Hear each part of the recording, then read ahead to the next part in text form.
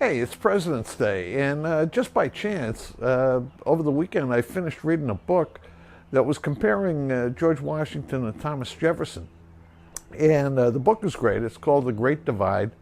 It's by a historian named Thomas Fleming, and I think I've read most, if not all, of his books. He's he's dead now, but he was sort of an expert in, the Revolutionary War period.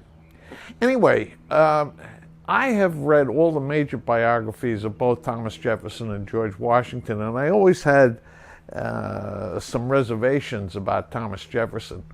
And this book kind of crystallized the reservations. And what it was is fundamentally, you realize how terrific, how great George Washington was, and how Thomas Jefferson was, I'm not going to say a loser, but really doesn't come anywhere near the stature of George Washington. I mean, Thomas Jefferson, and this is the reason I've had these misgivings, is Thomas Jefferson, he was always, when he was in the administration, he was always backbiting. He was trying to destroy George. He was trying to destroy John Adams, engaged in a lot of slander and things like that.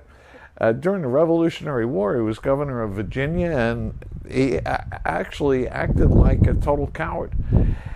When you look at the major accomplishment of his administration as president, it was certainly the Louisiana Purchase. But this guy points out it was purely a matter of luck that it sort of fell into Thomas Jefferson's lap. Now, George Washington, on the other hand, admirable in every single respect. I mean, he was a terrific leader. He was a genuine visionary in terms of the future of the United States. And he had personal qualities that I think are totally admirable. I mean, he was not going after his enemies or anything like that, political enemies. He was, I'd say, a nice guy.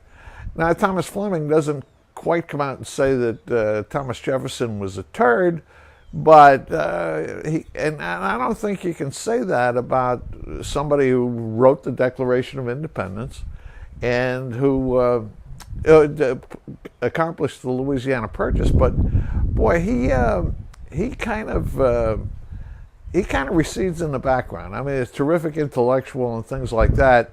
But in terms of a leaderist, in terms of the President of the United States, George Washington, far more important, far more impressive in my mind. Well, anyway, those are just some random thoughts. I do recommend the book if you're interested in history, and if you're interested in making your own personal judgment about these figures in history. This is a good one. It's thought-provoking. Anyway, that's a Monday reflection. Over the weekend, typically I get pictures and videos sent in, and here they are. And this is the end of this report.